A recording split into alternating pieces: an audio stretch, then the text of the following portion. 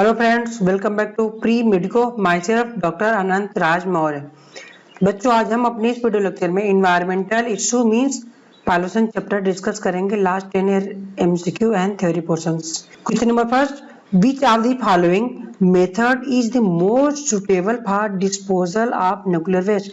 का nuclear waste को disposal के लिए सबसे बेस्ट या सबसे मोस्ट सुटेबल मेथड क्या होगा? ओके, तो option A, bury the waste within the rock. कह रहा है कि बरी वेस्ट, कह रहा है कि न्यूक्लियर वेस्ट को बरीड कर दिया जाता है किसके? रॉक के अंदर, deep below earth surface. Means earth surface के अंदर जो चट्टाने होते हैं, चट्टानों के नीचे ये इनको बरीड या दफना दिया जाता है। कितना बिलो? ये 500 मीटर जमीन से नीचे एक कंटेनर लोहे या फिर अदर मेटल के कंटेनर में न्यूक्लियर वेस्ट को क्या करता है कि पैक करके उनको चट्टानों के नीचे इंट्रोड्यूस कर दिया जाता है 500 मीटर नीचे, जिससे कि बाहर कभी पॉल्यूशन ना फैले। ओके, आंसर फर्स्ट हो जाएगा option. Shoot the waste into the space, space में नहीं छोड़ा जाता है। Bury the waste under Antarctic ice water, ice water के अंदर नहीं दफनाया जाएगा। क्यों? क्योंकि ये इतना हीट पैदा करेगा, अंटार्कटिक आइस वाटर पिघलने शुरू हो जाएंगी। प्लस बाद में क्या होगा, फाइनली लास्ट में ये पॉल्यूशन बाद में हो सकता है ये। Okay, dump the waste within the rock under ocean, ocean के कारण समुद्र के अंदर, चट्टान के अंदर दफनाया जाता है? नहीं, ये पृथ्वी में क्या किया जाता है, पृथ्वी में जो रॉक्स होती हैं, अर्थ सरफेस के नीचे जो रॉक होती हैं 500 मीटर नीचे दफनाया जाता है या इंट्रोड्यूस किया जाता है या बरी कर दिया जाता है। Option A. Okay, answer of this question option A is correct. Next question, which of the following pairs of gases is mainly responsible for greenhouse effect? का ग्रीन हाउस इफेक्ट के लिए कौन कौन सी गैसेस रिस्पॉन्सिबल होती हैं? Carbon dioxide and methane. Yes, correct है। Carbon dioxide कितना होता है? ये 60%। एंड मेथेन कितना परसेंट? ये 20% ये होता है methane. Main gases carbon dioxide and methane होती है। Ozone, ammonia. ओके, ओजोन नहीं है, अमोनिया भी नहीं है। ओके, ऑक्सीजन नहीं, नाइट्रोजन नहीं। Option D, nitrogen and sulphur oxide. No, nitrogen oxide sulphur oxide नहीं होती, बल्कि नाइट्रोजन में नाइट्रस ऑक्साइड होती है, 6% होती है। ओके, तो आंसर क्या हो जाएगा? Answer of this question is carbon dioxide and methane main green house gases होती हैं। ये आप पिक इसमें देख सकते हो। ये डायग्राम क्या शो करता है? Relative contribution of various green house gases to total global warming के लिए। तो टोटल ये क्या है? ये 60% कार्बन डाइऑक्साइड है, 20% मेथेन है, and chlorofluorocarbon 14% and nitrous oxide N2O 6% होता है। आपको ये सारा परसेंटेज आपको याद रखना पड़ेगा, कौन कौन सी मेन गैसेस होती हैं। Carbon dioxide, methane, chlorofluorocarbon, N2O होती हैं ये, और सबका परसेंटेज भी ये क्वेश्चन पूछता है। Next question, polyblend a fine powder of the recycled modified plastic. Polyblend क्या होता है? ये फाइन पाउडर होता है किसका? रिसाइकल्ड मोडिफाइड प्लास्टिक का रिसाइकल्ड पार्ट होता है। Has prove to be good material for. तो पॉलीब्लेंड किसके लिए यूज किया गया था? ये क्वेश्चन कर रहा है। Making tube and pipes? No. तो पॉलीब्लेंड प्लस क्या, बिटुमिन को मिला करके क्या बनाया गया था? ये रोड फॉर्मेशन की गई थी। ओके, तो ये रोड फॉर्मेशन की गई थी बेंगलोर सिटी में, साउथ इंडिया में। तो आंसर क्या हो जाएगा इसका? ये making tube and pipes? No. Making plastic sacks? No. Use in fertiliser? No. Contribution of roads? Yes, answer D is the correct हो जाएगा। पॉलीब्लेंड का यूज रोड बनाने में किया गया था, किसके साथ? बिटुमिन के साथ। Question number 4, which of the following protocols did aim reducing emission of chlorofluorocarbons into atmosphere? तो क्लोरोफ्लोरोकार्बन्स किसको डिस्ट्रॉय करता था?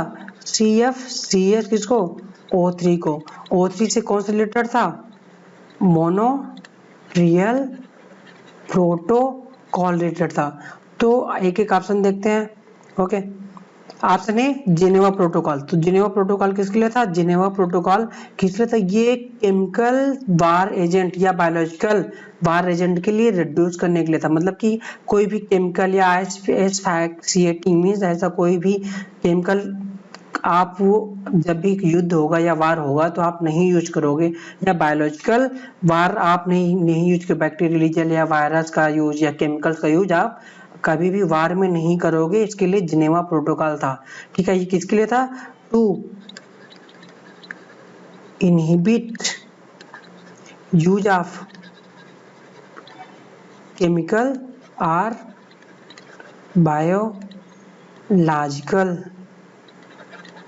वेपन इन वार, ये जिनेवा प्रोटोकॉल था। मोनोटियल किसके? ओजोन के लिए था। आंसर बी हो जाएगा इस क्वेश्चन का। बट क्योटो प्रोटोकॉल किसके लिए? ये CO2 के लिए था, ग्रीन हाउस इफेक्ट से संबंधित क्योटो प्रोटोकॉल था। जबकि गुथेनबर्ग प्रोटोकॉल किसके लिए था? गुथेनबर्ग प्रोटोकॉल इसके लिए था कि आप ये इनहिबिशन ऑफ किसका? Acidification, eutrophication and ozone releasing substances को, डिग्रेडिंग सब्सटेंस को कम करने के लिए था। Means acidification,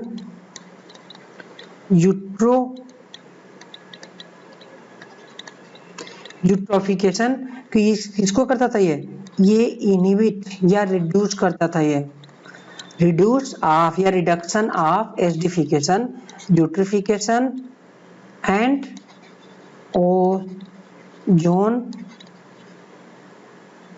releasing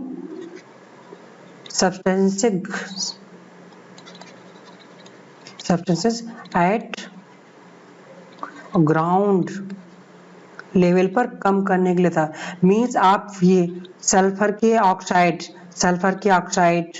okay, nitrogen के ऑक्साइड, इन सबको कम प्रोड्यूस करने से संबंधित गुथेनबर्ग प्रोटोकॉल था। सो आंसर ऑफ दिस क्वेश्चन क्या होगा?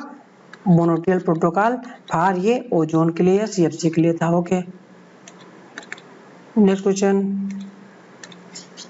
Which are the following statement about ozone is correct? Ozone के लिए कौन सा करेक्ट है? Tropospheric ozone protect us from UV radiation. तो ओजोन के दो स्थानों पर पाया जाता है। सबसे अपर में पाया जाता है, अपर में कौन सा होता है? ये स्ट्रेटोस्फीयर। एंड लोअर एटमॉस्फेयर में क्या होता है? ये ट्रोपोस्फीयर। तो स्ट्रेटोस्फीयर जो होता है, इसमें जो ओजोन पाई जाती है गुड ओजोन पाई जाती है। यहाँ पर ओजोन बनती है, टूटती दोनों होती रहती है, नेचुरल फिनोमेना। बट ट्रोपोस्फीयर में ये बैड ओजोन होती है, जो हमारे लिए हार्मफुल होती है। तो option A, tropospheric ozone protect us from UV radiation. Troposphere नहीं प्रोटेक्ट करती है, स्ट्रेटोस्फीयर प्रोटेक्ट करती है। ओके, ये स्ट्रेटोस्फेरिक ओजोन प्रोटेक्ट करती है। Option B, stratospheric ozone is bad.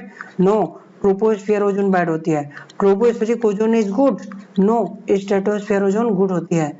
Okay, stratospheric ozone protect us from UV radiation. Yes, option D correct हो जाएगा। So answer of this question is D. Question number 6, in stratosphere which are the following elements act as a catalyst in degradation of ozone and release of molecular oxygen? कह रहा है कि stratosphere में कौन सा element है जो ozone को डिस्ट्रॉय करता है और कैटालिस्ट की तरह काम करता है, मालिकुलर ऑक्सीजन को रिलीज करवाता है। ओके, तो इसके लिए ये रिएक्शन देखेंगे स्ट्रेटोस्फीयर में कैसे ओजोन टूटती बनती है। तो ये क्लोरोफ्लोरोकार्बन पर जब अल्ट्रावायलेट रेज पड़ती है तो ये क्लोराइन फ्री रेडिकल में टूट जाता है, क्लोरोफ्लोरोकार्बन का फ्री रेडिकल टूटता है। अब ये chlorine free radical next ozone molecule पर अटैक करती है ये। ठीक है, ये क्लोरीन फ्री रेडिकल इधर आई, ओजोन पर अटैक की, तो ये क्या करते हैं? यहाँ पर ये ओजोन गैस रिलीज करती है और ये येलो फ्री रेडिकल रिलीज कर देती है। अब येलो फ्री रेडिकल जब ये ऑक्सीजन से रिएक्शन करती है, ऑक्सीजन एटम से जब रिएक्शन करेगी, तो ये क्लोरीन फ्री रेडिकल फिर से ये इस रिएक्शन में वो आ जाए, वापस से रीजनरेट हो जाती है एंड ऑक्सीजन रिलीज हो जाती है। तो ये क्लोरीन फ्री रेडिकल फिर से ओजोन को तोड़ेगी और एक ऑक्सीजन मॉलिक्यूल रिलीज करेगी, एक ऑक्सीजन एटम। अब फिर से ये क्लोरीन, ये येलो जो फ्री रेडिकल है, फिर से ये ऑक्सीजन एटम से क्रिया करके फिर से क्लोरीन फ्री हो जाता है और O2 को तोड़ता है। तो इस रिएक्शन में ये जो क्लोरीन फ्री रेडिकल है यूजअप नहीं होती है, कंटिन्यू रीजनरेट बनती रहती है, कंटिन्यू क्लोरीन बन करके ऑक्सीजन एटम को मींस ओजोन को कंटिन्यू तोड़ती रहती है ये। ओके, तो ये क्लोरीन फ्री रेडिकल इसमें यूजअप नहीं होती है। तो इसमें क्या है कि कौन सा फ्री रेडिकल है? Carbon no, iron no, oxygen no. ये क्लोरीन फ्री रेडिकल ये मॉलिक्यूलर ऑक्सीजन में ये कैटालिस्ट की तरह काम करती रहती है। Okay, next question, which are the following is a secondary pollutant, कह रहा है कौन सा सेकेंडरी पॉल्यूटेंट है, ये क्वेश्चन मतलब बहुत ढेर सारा कौन कौन सा है। इसके लिए ये थ्योरी देख लेते हैं, different type of secondary pollutant included ozone. आपको ये सारे सेकेंडरी पॉल्यूटेंट आपको याद करने पड़ेंगे। ओके, ओजोन मींस O3 होता है secondary pollutant. Sulphuric acid nitric acid हो जाता है ये, क्यों, क्योंकि ये एसिड का भी रिंग बनाता है। नेक्स्ट पार्टिकुलेट मैटर भी हो जाता है। And nitrogen dioxide NO2, okay, NO2 O3 and pan पर स्टिल नाइट्रेट।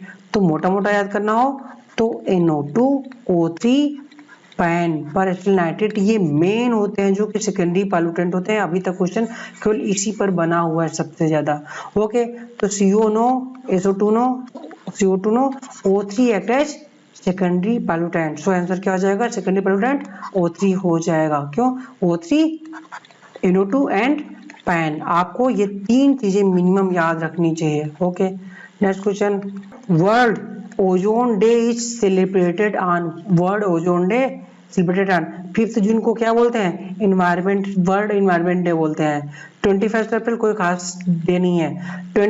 16 सितंबर known as world ozone day बोला जाता है, जबकि 22 अप्रैल मीन्स 22 अप्रैल किसके लिए है, ये वर्ल्ड अर्थ डे होता है ये। ओके, ये अर्थ डे के रूप में ये सेलिब्रेट किया जाता है ये। तो यहाँ पर कुछ डे पड़े हुए आपको याद करने पड़ेंगे। 3 मार्च को वर्ल्ड लाइफ डे मनाया जाता है। 22 मार्च को वर्ल्ड वाटर डे। 22 अप्रैल को अर्थ डे मनाया जाता है। 9 मई को international migratory bird day. Okay, 22 मई को international day of biological diversity. 5 जून को वर्ल्ड इन्वायरमेंट डे मनाया जाता है। 8 जून को वर्ल्ड ओशियन डे, इतना इंपॉर्टेंट नहीं है। वर्ल्ड इन्वायरमेंट डे इंपॉर्टेंट है, जो जो इंपॉर्टेंट मैं मेन बोलता हूँ।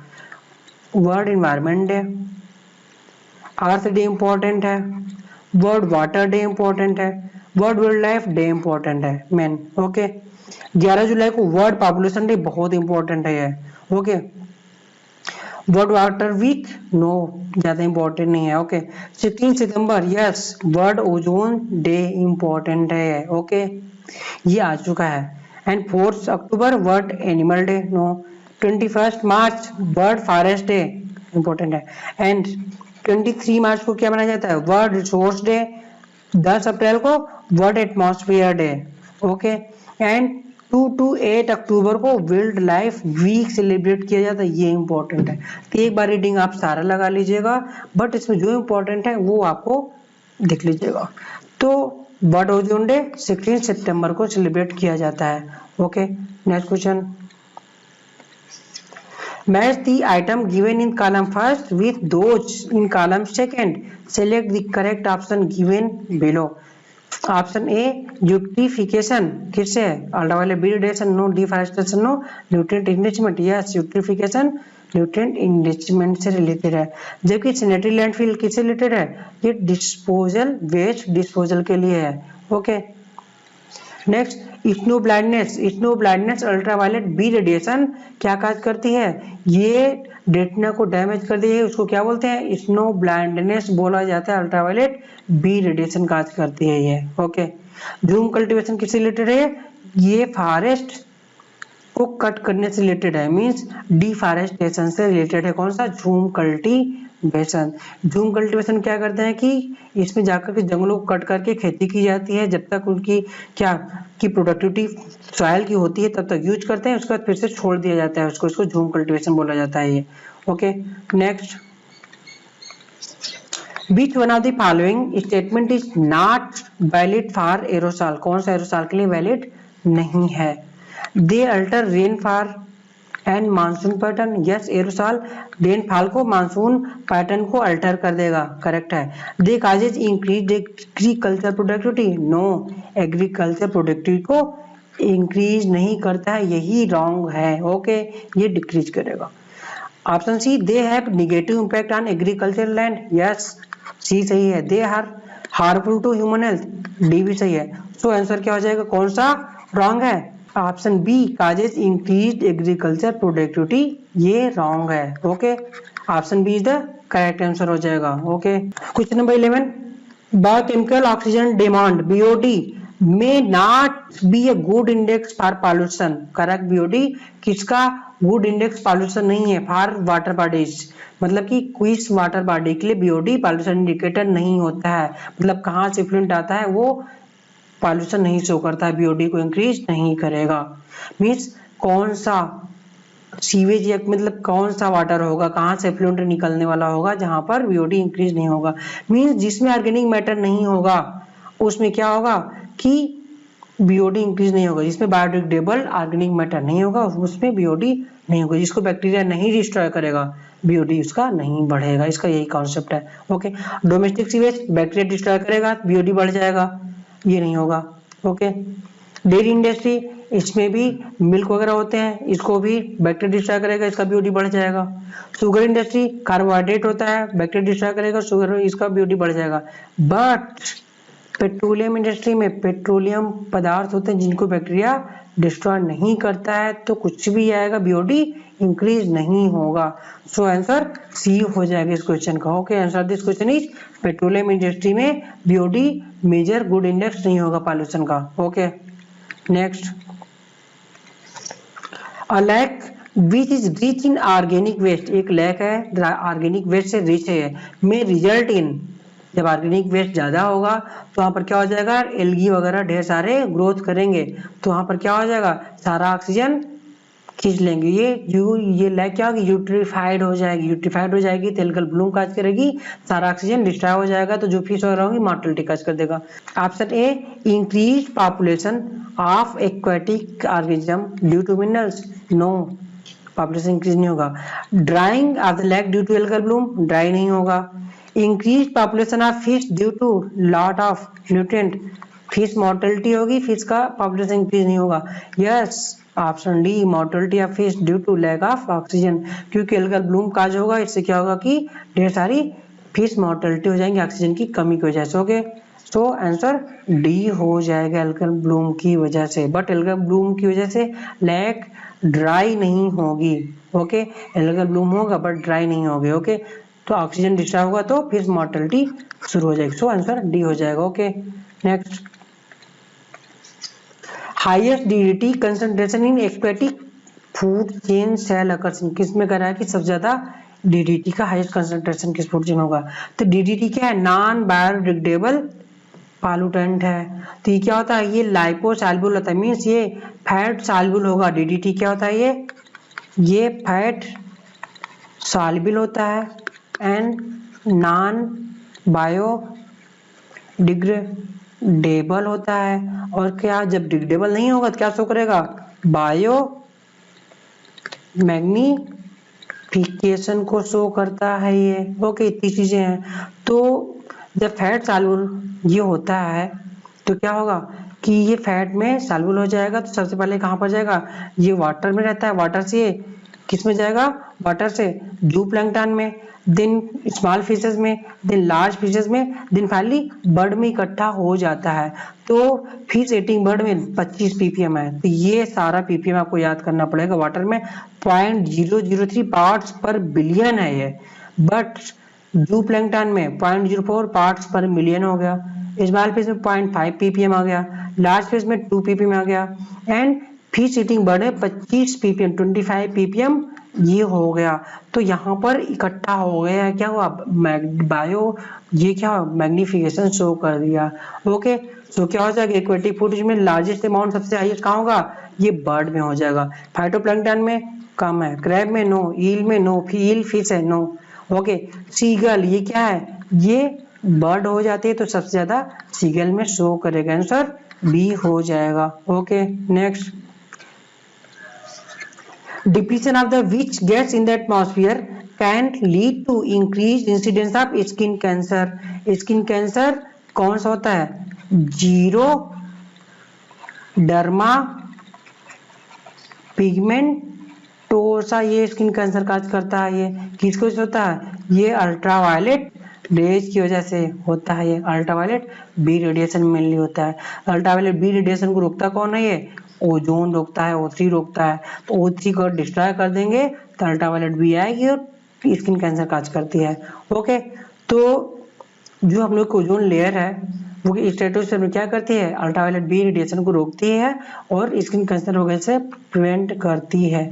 बट अगर ओजोन को डिस्ट्रॉय कर देंगे तो स्किन कैंसर होगा। तो किसको डिस्ट्रॉय करेंगे, अमोनिया को नहीं, nitrous no, methane no, answer ozone को डिस्ट्रॉय करने से स्किन कैंसर हो जाएगा। Okay, answer this question is ozone को डिस्ट्रॉय करने से स्किन कैंसर होगा। Okay, next question, joint forest management concept was introduced in India. Joint forest management कब आया था, 1980 में आया था। ओके, जेएफएम, ओके जेएफएम 1980 में आया था ये। जबकि नेशनल फॉरेस्ट पॉलिसी कब आई थी, 88 में आई थी। नेशनल फॉरेस्ट पॉलिसी 1988 में आई थी, बहुत इंपॉर्टेंट है, दोनों मिलते जुलते नाम है ये। Okay, question number 16, a river with inflow of domestic sewage rich in organic waste. कारण रिवर में अगर डोमेस्टिक सीवेज को फ्लो कर दिया जाएगा जिसमें ऑर्गेनिक मैटर रिच होगा तो क्या होगा, तो जैसे ऑर्गेनिक मैटर जाएगा तो क्या होगा, बैक्टीरिया उसको किल करने के लिए, सारा ऑर्गेनिक मैटर को डिस्ट्रॉय करने के लिए ऑक्सीजन की डिमांड करेगा। तो सारा ऑक्सीजन यूज कर लेगा, तब ऑक्सीजन डिमांड करेगा तो क्या डिजॉल्व्ड ऑक्सीजन कम हो जाएंगी और क्या होगा कि बीओडी बढ़ जाएगा। क्यों, बैक्टीरिया डिमांड कर रहा है ऑक्सीजन के लिए। तो यहाँ पर हम लोग डायग्राम में इस पिक में देख सकते हैं, सीवेज जैसे हमने रिवर में एंट्री किया, ये जो ऑक्सीजन बहुत ज्यादा था dissolve oxygen, on the spot dissolve oxygen कम हो गया, और जो बीओडी पहले कम था अब तुरंत बीओडी बढ़ गया। सीवेज के डालते ही बीओडी बढ़ जाता है और डिजॉल्व ऑक्सीजन कम हो जाता है। अब जैसे जैसे इस आगे डायग्राम देखिए, यहाँ पर जैसे ये सीवेज में डाला गया है तो क्या होगा, तुरंत ऑन द स्पॉट यहाँ पर सारा ऑक्सीजन कम हुआ, ऑक्सीजन कम हो जाएगा तो फिश मछलियां मर जाएंगी। Disappearance of the clean water organism, क्योंकि यहाँ गंदा पानी हो गया तो क्लीन वाटर ऑर्गेनिज्म भी सब डिसअपीयर हो जाएंगे। और जैसे जैसे ये सीवेज फ्लो करता जाएगा आगे तो ये सारा डिग्रेडेटेड ऑर्गेनिक मैटर डिग्रेडेट हो जाएगा, फिर से डिजॉल्व्ड ऑक्सीजन बढ़ने लगेगी, बीओडी फिर से घटनी शुरू हो जाएगी। फाइनली काफी समय बाद वापस से रिपेयर क्लीन वाटर ऑर्गेनिज्म दोबारा वापस आ जाते हैं, फिश भी आ जाएंगी और ऑक्सीजन बढ़ जाएगा, बीओडी घट जाता है आगे चलने के बाद। ओके, ऑप्शन देखते हैं। ऑप्शन है increase production of fish due to biodegradable nutrient, no, fish तो मर जाएंगे ऑक्सीजन की कमी से। Death of the fish due to lack of oxygen, yes, answer B correct हो जाएगा। लैक ऑफ ऑक्सीजन से क्या हो जाएंगी, फिशेस मर जाएंगे, आंसर बी करेक्ट हो जाएगा। Option C drying of the river very soon due to algal bloom, no. Increase population of the aquatic food web organism, no. So answer of this question is क्या हो जाएगा, death of the fish due to lack of oxygen की वजह से death हो जाएंगे।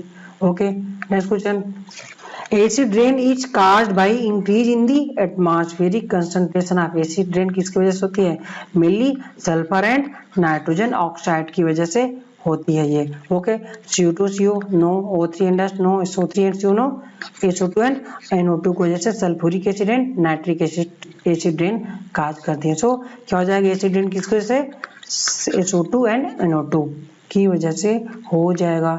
Next question, eutrophication of water bodies leading to, का eutrophication of water body means organic matter ज्यादा हो जाएगा, लीडिंग टू क्या हो जाएगा, किलिंग ऑफ। जब यूट्रिफिकेशन ज्यादा हो जाएगा तो एल्गल ब्लूम काज करेगा, एल्गल ब्लूम से ऑक्सीजन एकदम रिड्यूस हो जाएगा तो फिश वगैरह मरने लगती हैं। तो किलिंग ऑफ फिशेस किल होने लगती हैं, क्यों, mainly due to non availability of oxygen, answer B correct हो जाएगा।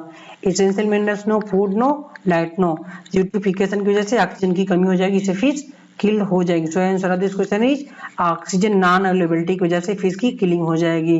Okay, next question, the UN conference of parties on climate change in the year 2012 was held at, 2012 में कहाँ हुआ था। ओके, 2012 में हुआ क्या था, यहाँ पर इस पिक में आप लोग देख सकते हो क्या क्या हुआ, तो बहुत इंपॉर्टेंट है ये कोफ। ओके, तो फर्स्ट कब हुआ था, बर्लिन जर्मनी में 1995 में हुआ था। ओके, सेकेंड जुलाई 96 में हुआ था, जिनेवा एंड स्विस में हुआ था। Okay, Switzerland. ओके, कोप 3 बहुत इंपॉर्टेंट है, कोप 3 से 97 में हुआ था, किसके लिए, 3 किसके लिए, क्यों इंपॉर्टेंट, क्योंकि ये क्योटो प्रोटोकॉल से रिलेटेड है, ये मतलब CO2 से रिलेटेड है। CO2 मतलब कार्बन डाइऑक्साइड के इमिशन को रिड्यूस करने के लिए रिलेटेड है ये। ओके, ये जापान में हुआ था, क्योटो जापान में हुआ था ये। ओके, इसलिए इंपॉर्टेंट है ये।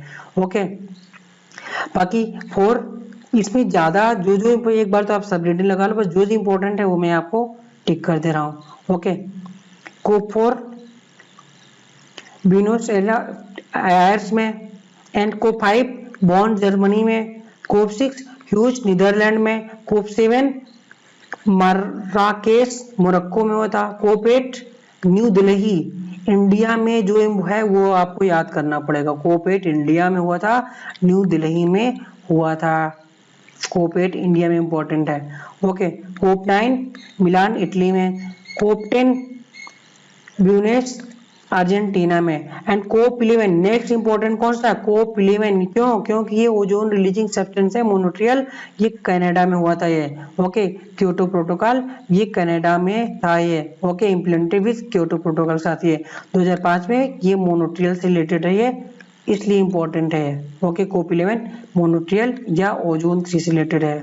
ओके, कोप 12 ये केन्या में हुआ था, कोप 13 इंडोनेशिया में, कोप 14 पोलैंड में, कोप 15 डेनमार्क में, एंड कोप 16 मैक्सिको में, कोप 17 ये डरबन, ये इंपॉर्टेंट है, ये 2011 में है, 2011 दिसंबर 2011 में ये साउथ अफ्रीका डरबन में हुआ था, ये इंपॉर्टेंट है, ये क्वेश्चन आया हुआ है।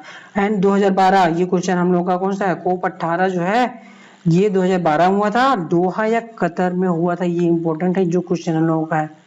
ओके, एंड कोप 19 पोलैंड में, एंड कोप 20 पेरू में हुआ था, 2014 में पेरू में हुआ था, ये इंपॉर्टेंट है lima. So answer this question is 2012 में दोहा, ये कतर में हुआ था ये। Okay, next, which are the following are more suitable indicator of SO2 pollution in the environment? Sulphur dioxide pollution के लिए मोस्ट सुटेबल कौन सा होता है? Algae no, fungi no. Sulphur dioxide से रिलेटेड कौन सा? लाइकेन होती है, जो कि सल्फर डाइऑक्साइड पॉल्यूटेड एरिया में लाइकेन ग्रो नहीं करेगी। Okay, fungus, conifer no, lichen yes. Sulphur dioxide pollution से रिलेटेड कौन सा है? लाइकेन ग्रो नहीं करती है सल्फर डाइऑक्साइड पॉल्यूटेड एरिया में। सो आंसर दिस क्वेश्चन क्या हो जाएगा? लाइकेन ग्रो नहीं करेगी सल्फर डाइऑक्साइड पॉल्यूटेड एरिया में। So next question, in increasing the concentration of the toxicant at successive tropic level is called biomagnification, हमने बोला था इसको। Okay, bio transformation no, bio geochemical cycling ये न्यूट्रिएंट साइक्लिंग से related हम लोग discuss कर चुके हैं, नो। Biomagnification yes, bio deterioration no. Okay, answer क्या हो जाएगा? बायोमैग्निफिकेशन हो जाएगा। ओके, तो यहाँ पर क्या है कि वाटर से ये लार्ज बर्ड तक, वाटर में 0.03 पार्ट्स पर बिलियन था, बर्ड में 25 ppm तक पहुंच गया, तो ये कंटिन्यू बढ़ता गया, ये फैट सॉल्युबल होने की वजह से ये पर क्या रहा है कि ये ट्रॉपिक लेवल पर स्टोर होता चला जाता है ये। ओके, नेक्स्ट क्वेश्चन, और ये क्या करता है ये डीडीटी जाकर के बर्ड के फिश, जो बर्ड के एग्स होते हैं उनको ब्रेक नहीं होने देता है, बर्ड की पॉपुलेशन डिक्रीज होती चली जाती है, ये क्वेश्चन बनता है ये। Okay, question number 22, UN conference of parties on climate change in 2011 held in 2011 कहाँ हुआ था? ये साउथ अफ्रीका में हुआ था ये।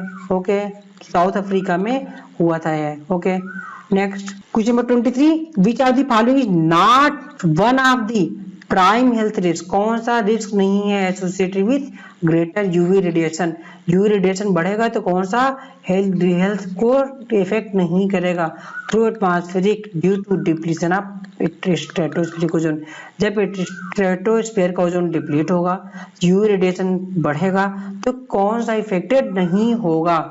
ओके, डैमेज ऑफ आई करेगा अल्ट्रावायलेट भी, और क्या करता है ये? स्नो ब्लाइंडनेस काज करेगा। Okay, increase liver cancer no, ozone से लीवर कैंसर नहीं होगा, स्किन कैंसर होगा, इम्यून सिस्टम रिड्यूस हो जाएगा, बट लीवर कैंसर नहीं होगा। आंसर बी हो जाएगा, लीवर कैंसर ओजोन से कोई इफेक्शन नहीं होगा। Okay, next question, question number 24, high value of BOD biochemical oxygen demand indicate that. कह रहा बीओडी ज्यादा होगा तो क्या शो करेगा? बीओडी ज्यादा होगा तो क्या शो करता है कि सीवेज ज्यादा पॉल्यूटेड है, पहला चीज, और दूसरा क्या शो करता है कि उस सीवेज को डिस्ट्रॉय करने के लिए, एग्रीमेटर को डिस्ट्रॉय करने के लिए बैक्टीरिया क्या करेगा? ज्यादा ग्रो करेगा, ज्यादा ऑक्सीजन की डिमांड करेगा। ओके, हायर माइक्रोब रहेगा। Okay option. Water is less polluted, no, water is more polluted हो जाएगा। Consumption of organic matter in the water is higher by microbe, yes, BOD ज्यादा होगा तो क्या हो जाएगा, consumption of organic matter in the water higher by microbe, microbe उसको ज्यादा कंज्यूम करेगा, ये भी सही है। Water is pure, water is impure होता है, प्योर नहीं होता है। Water is highly polluted, yes, water is highly polluted हो जाएगा। Most correct answer water is highly polluted हो जाएगा, डी करेक्ट है। बट बी भी करेक्ट है, consumption of organic matter in the water is higher by microbe, ये show करता है बीओडी ज्यादा है तो माइक्रोब ज्यादा कंज्यूम कर रहा है। बी और डी दोनों ऑप्शन इसके सही हैं। ओके, ऑप्शन बी भी सही है, डी भी सही है। ओके, दोनों ऑप्शन सही है, तो जो दो में से कोई भी टिक कर सकते हो। Okay, next question. Richard Carson's famous book silent spring, silent spring related to, किससे रिलेटेड है, silent spring related to pesticide pollution. क्यों, पेस्टिसाइड आप जितना ज्यादा यूज करते हो सॉइल में इकट्ठा होता चला जाता है, फाइनली बाद में क्या होगा, ये ढेर सारी डिजीज या टॉक्सिसिटी कॉज करता है, इसलिए साइलेंट स्प्रिंग बोला जाता है कि चुपचाप ये काम करता है अपना। Okay, population explosion, no, ecosystem management, no, pesticide pollution, known as silent spring. किसने दिया था, रिचर्ड कैर्सन, ये साइंटिस्ट सभी इंपॉर्टेंट है, इनका नाम दे सकता है। साइलेंट स्प्रिंग कौन से रिलेटेड है, रिचर्ड कैर्सन। नेक्स्ट टाइप का क्वेश्चन राइज हो सकता है, noise pollution, no. Okay, answer this question is silent spring is pesticide pollution से रिलेटेड है। Next question. Location with luxuriant growth of lichen on tree indicate that, lichen जहां grow करेगा ये क्या बताता है, वहां पर पॉल्यूशन नहीं है। ये सल्फर डाइऑक्साइड पॉल्यूटेड एरिया में लाइकेन नहीं ग्रो करता है, बट जहां ग्रो कर रहा है मींस वहां पर सल्फर डाइऑक्साइड का पॉल्यूशन नहीं है, एरिया पॉल्यूटेड नहीं है। ये ग्रो करेगा तो क्या शो करेगा, tree are very healthy, no, tree are heavily infested, no, location is highly polluted, no, location is not polluted. So answer this question D हो जाएगा कि लोकेशन इज नॉट पॉल्यूटेड हो जाएगा जहां लाइकेन ग्रो करेगा। Next question. The zone of atmosphere in which the ozone layer is present is called, वो कौन सा जोन है जहां ओजोन पाई जाती है, क्या बोलते हैं, स्ट्रेटोस्फीयर बोलते हैं। Ionosphere, no, mesosphere, no, troposphere, no. Troposphere में बैड ओजोन पाई जाती है, बट स्ट्रेटोस्फीयर में गुड ओजोन पाई जाती है, तो ये गुड ओजोन की बात कर रहा है, स्ट्रेटोस्फीयर में पाया जाएगा ozone. Okay, next question. Scrubber in the exhaust of the chemical industrial plant removes, का स्क्रबर ये केमिकल इंडस्ट्रियल प्लांट्स क्या रिमूव करता है, स्क्रबर फार किसके लिए, SO2 सल्फर डाइऑक्साइड के लिए होता है ये। ओके, तो ये डायग्राम देख सकते हो, ये स्क्रबर है, डर्टी एयर आता है ये, और पार्टिकुलेट मेटेरियल लेकर के वाटर और लाइम का स्प्रे किया जाता है, तो ये क्लीन एयर निकलेगी, SO2 रिड्यूस करता है। नेक्स्ट साइड में क्या है, इलेक्ट्रोस्टैटिक प्रेसिपिटेटर, ये कहाँ यूज किया जाता है, ये थर्मल पावर प्लांट में यूज किया जाता है, वहां से जो डस्ट पार्टिकल निकलते हैं उनको रिमूव करता है। इसमें क्या होता है कि कलेक्शन प्लेट होती है, ठीक है, और इसमें एक कोरोना होता है जो क्या रिलीज करता है, इलेक्ट्रॉन रिलीज करेगा, और एक निगेटिवली चार्ज वायर होते हैं, ये डस्ट पार्टिकल से ये इलेक्ट्रॉन जाकर बाइंड करके नेट नेगेटिव चार्ज दे देते हैं, और ये जाकर ग्राउंडर प्लेट से ये सारे डस्ट पार्टिकल चिपक जाते हैं ये इलेक्ट्रोस्टैटिक प्रेसिपिटेटर में। तो सल्फर डाइऑक्साइड किससे रिमूव होगा, स्क्रबर से रिमूव होगा। So answer of this question क्या हो जाएगा, sir scrubber for gas like sulphur dioxide, answer A correct हो जाएगा। Particulate matter size 5 micrometre above, no, gas like ozone and methane, no, particulate matter size 2.5 micrometre को less को कौन remove करता है, ये इलेक्ट्रोस्टैटिक प्रेसिपिटेटर रिमूव करेगा। So answer this question is sulphur dioxide gases के लिए स्क्रबर हो जाएगा। Okay, question number 29, Kyoto protocol was endorsed at, Kyoto protocol किससे रिलेटेड था, Kyoto protocol this is COP3 से रिलेटेड था, क्योटो प्रोटोकॉल इन जापान में था ये। ओके, ये इंपॉर्टेंट है ये क्योटो प्रोटोकॉल। तो यहाँ पर सारे आपके प्रोटोकॉल लिखे हुए हैं, एक मोनोट्रियल प्रोटोकॉल, ये COP11 है, क्योटो प्रोटोकॉल COP3 दे चुका है, मोनोट्रियल का COP11 अभी नहीं दिया। नेक्स्ट क्वेश्चन मोनोट्रियल प्रोटोकॉल से आएगा ये। Okay, next question, global warming can be control by, global warming कैसे कंट्रोल की जा सकती है, आप क्या करो कि डिफॉरेस्टेशन को बंद कर दो, जंगलों को लगाओ, और CO2 इमिशन कम से कम करो, और क्या कि आप फॉसिल फ्यूल का कम से कम आप जब यूज करोगे तो CO2 कम रिलीज होगा, तो क्या होगा, ग्लोबल वार्मिंग कम होगी। मेन एम CO2 को रिड्यूस करना होता है, कंट्रोल बाय CO2 रिड्यूस, बस केवल एक सेंटेंस। ओके, तो option A increasing the deforestation, deforestation बढ़ा देंगे तो CO2 बढ़ जाएगा, ये गलत है, आंसर है। Okay, option be increasing the deforestation, ये भी रॉन्ग हो जाएगा, डिफॉरेस्टेशन कम करना है ये। Okay, option C reducing the deforestation, yes correct है। Cutting down use of fossil fuel, yes fossil fuels को भी कम यूज करना है, answer C is the correct option हो जाएगा।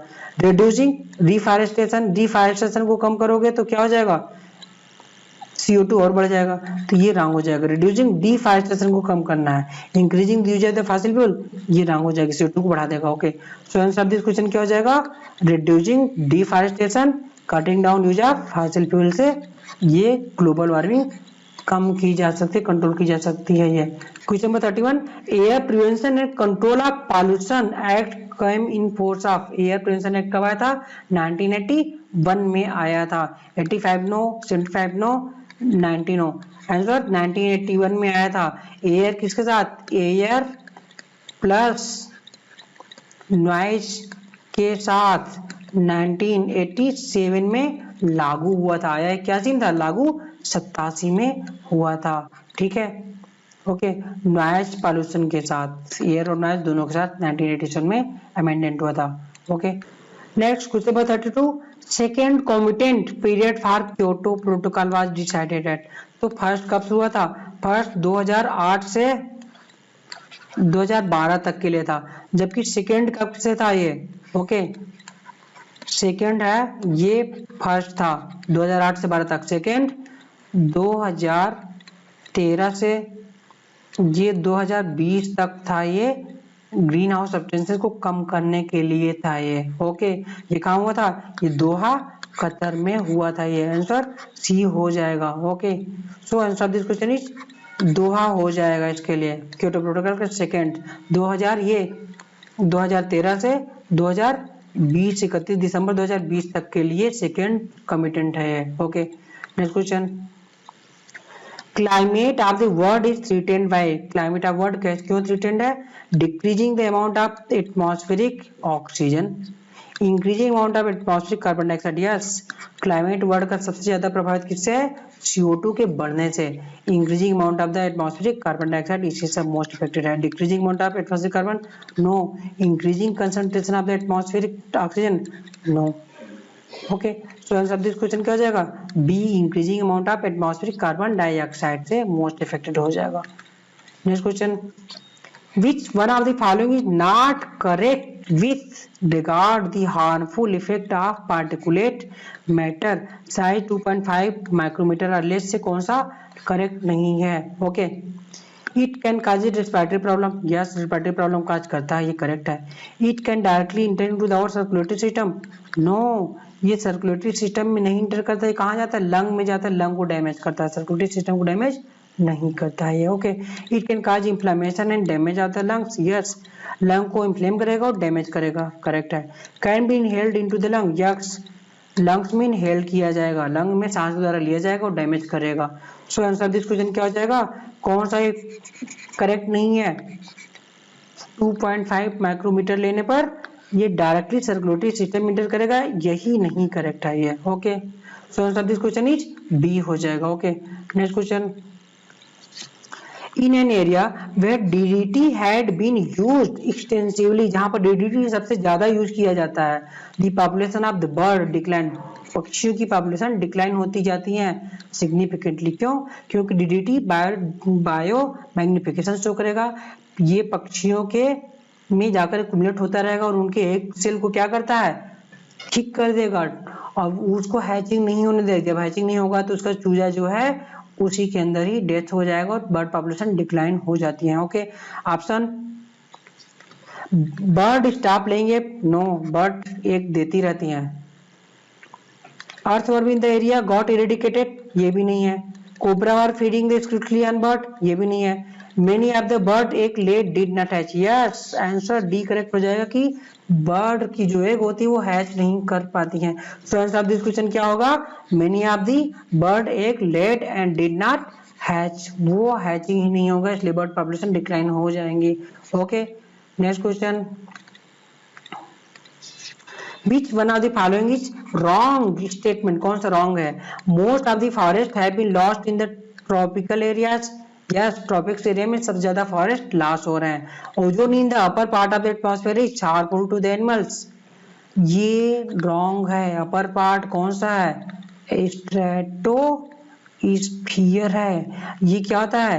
ये गुड होता है ह्यूमन के लिए, स्ट्रेटोस्फेरिक ओजोन, इसलिए ये ऑप्शन रॉन्ग है। Green house effect in the natural phenomena, yes green house effect natural phenomena, ये भी करेक्ट है। Okay, eutrophication in the natural phenomena in fresh water bodies, ये भी करेक्ट है। ओके, सो आंसर कौन सा रॉन्ग है?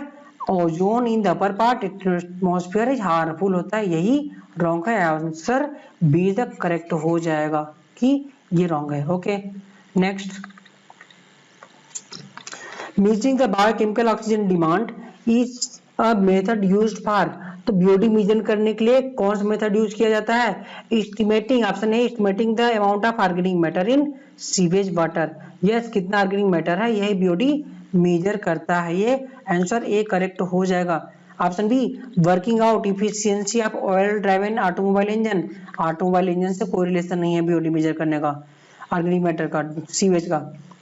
Option C, measuring the activity of the Saccharomyces cerevisiae in the producing curd on the commercial scale. No correlation नहीं. Working out of the efficiency of RBC about their capacity to carry oxygen. No. BOD oxygen से carrying capacity RBC से कोई relation नहीं है। सो answer क्या हो जाएगा?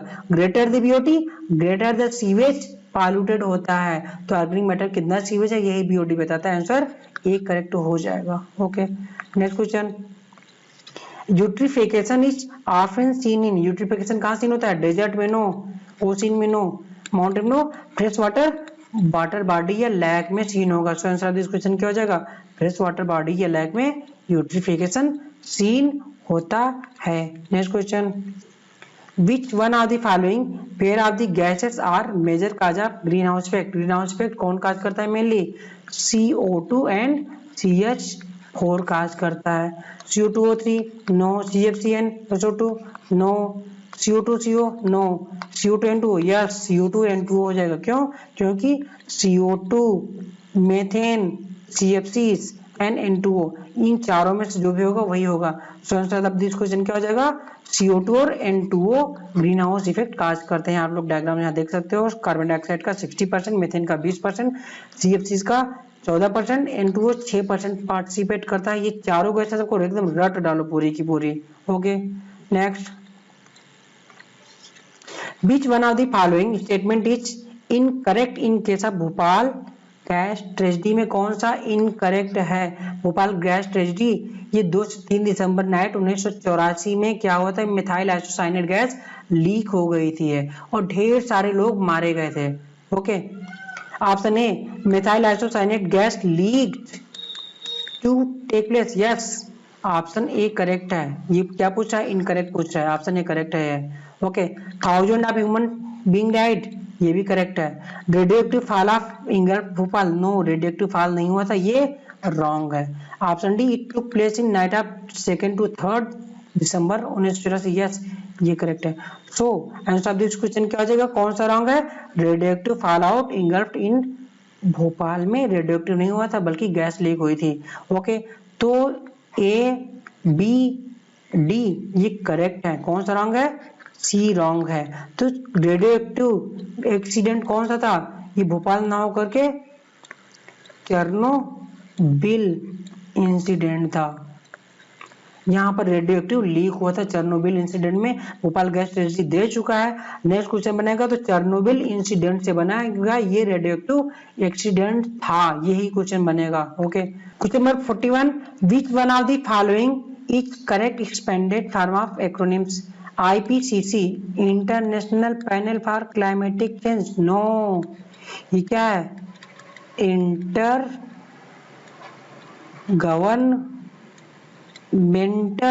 Governmental panel for climate change, intergovernmental for climate change ये है ये। ओके, नेक्स्ट बी, तो ये रॉन्ग हो जाएगा। UNEP, United Nations environmental policy, policy नहीं क्या है, प्रोग्राम है ये, यूनाइटेड नेशन इन्वायरमेंटल प्रोग्राम है, ये भी रॉन्ग हो जाएगा। Option C, EPA, environmental pollution agency, ये पॉल्यूशन ना होकर क्या है, इन्वायरमेंटल प्रोटेक्शन एजेंसी हो जाता है, सो ये भी रंग है।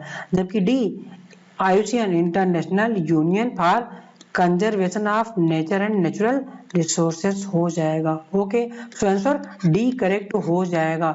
ओके, आईपीसीसी का फिर से देखते हैं, ये क्या, intergovernmental panel for climate change है, इंटर गवर्नमेंटल है। UNEP, United Nation environmental programme होता है। ईपीए, इन्वायरमेंटल प्रोटेक्शन एजेंसी होती है। बाकी ठीक है। Okay, so answer of this question is D हो जाएगा। आईयूसीएन का full form international union of for conservation of nature and natural resources. Okay, next question, good ozone found in mesosphere, no, troposphere no, ionosphere no, stratosphere yo. So answer of this question is C हो जाएगा, stratosphere में good ozone पाई जाएगी। Okay, next question,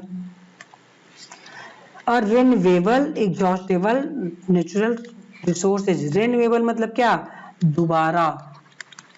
दोबारा प्राप्त करने योग्य।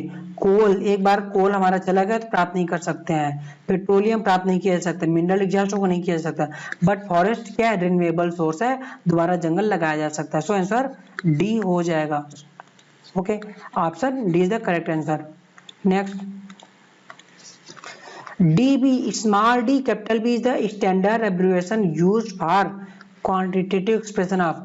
DB किसको शो करता है, ये डेसिबल को शो करता है, साउंड लेवल को मेजर करता है, साउंड इंटेंसिटी को मेजर करता है, ये डेसिबल होता है। ओके, तो density of bacteria in the medium, no, particular pollutant, yes, this decibel क्या है, पार्टिकुलर पॉल्यूटेंट हो जाएगा। ये डेसिबल क्या है, फॉर नॉइज पॉल्यूशन के लिए हो जाएगा। और डोमिनेंट बैचलेस in the culture, no, certain pesticide, no. So answer of this question क्या हो जाएगा, पार्टिकुलर पॉल्यूटेंट हो जाता है। Okay, next question, two gases making the highest relative contribution to the green house gases are. तो green house gases के लिए सबसे ज्यादा कौन सा होता है, ये सबसे ज्यादा ये 60% CO2 है, 20% मेथेन है, सबसे ज्यादा ये हो जाएंगे। बाकी CFC N2O भी है। ऑप्शन CO2 और CH4, यस, ऑप्शन ये करेक्ट हो जाएगा। CH4 N2O ये नहीं होगा, ये भी ग्रीन हाउस गैस है बट मैक्सिमम नहीं कंट्रीब्यूशन करेगा। CFC N2O ये भी नहीं होगा, क्यों, क्योंकि 60 + 20 80%, ये कितना हो जाएगा, ये 80% हो जाएगा। जबकि CH4 20 N2O 6 26% हो जाएगा। CFC 14 and 6 ये 20% होगा। CO2 60 and 6 66% हो जाएगा। तो मैक्सिमम परसेंटेज कौन हो गया, ए हो जाएगा। CO2 CH4 maximum percentage show करेगा, answer A is the correct हो जाएगा। हाईएस्ट रिलेटिव कंसंट्रेशन बोल रहा है। Okay, next question, when domestic sewage mix with river water, जब डोमेस्टिक सीवेज रिवर से मिक्स अप करते हैं तो क्या होगा, तुरंत BOD बढ़ जाएगा, डिजॉल्व ऑक्सीजन कम हो जाएगा। ओके, जैसे सीवेज को, डोमेस्टिक सीवेज को हमने मिक्सअप किया, तुरंत dissolve oxygen down and BOD increase हो जाएगा। ओके, तो small animal like rat will die after drinking water, no. Increase microbial activity release micronutrients such as iron, no. Increase microbial activity use up dissolved oxygen, ये microbial activity क्या हो जाएगी, बढ़ जाएगी dissolved oxygen को use करने के लिए। So answer C is the correct हो जाएगा। River water still suitable for drinking, impurity only 0.1%, unsuitable हो जाए तो 0.1% की इम्प्योरिटी भी अनसुटेबल बना देती है वाटर को ड्रिंक करने के लिए। So answer of this question क्या हो जाएगा, C, increase microbial activity use up, dissolved oxygen को यूज करने लगती है तो डिजॉल्व्ड ऑक्सीजन कम हो जाता है और ये माइक्रोबियल एक्टिविटी बढ़ जाती है तो ऑर्गेनिक मैटर को डिग्रेडेट करने के लिए। ओके, सो आंसर सी हो जाएगा। Question number 47, global agreement in specific control strategies to reduce release of ozone depleting substance को कम करने के लिए कह रहा है कि क्या एग्रीमेंट हुआ था, कौन सा, ये मोनोट्रियल प्रोटोकॉल O3 के लिए था। ऑप्शन ए करेक्ट हो जाएगा, ओजोन के लिए मोनोट्रियल प्रोटोकॉल।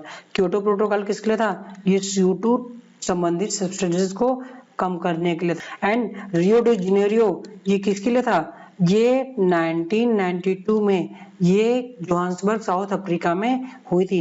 ये किस लिए हुई थी? ये बायोडायवर्सिटी कंजर्वेशन के लिए, बायोडायवर्सिटी कंजर्वेशन के लिए ये हुई थी। तो हम लोगों ने इन्वायरमेंट एंड इस इश्यू के सारे क्वेश्चन हम लोगों ने 10 सालों के डिस्कस कर लिए, मोस्ट ऑफ क्वेश्चन। एंड हम लोग को इसके साथ ही एनसीईआरटी बायोलॉजी 10 सालों के सारे पेपर्स खत्म हो जाते हैं। तब हम लोग नेक्स्ट डिस्कस करेंगे physics and chemistry. So please like, subscribe and share. Thanks for watching.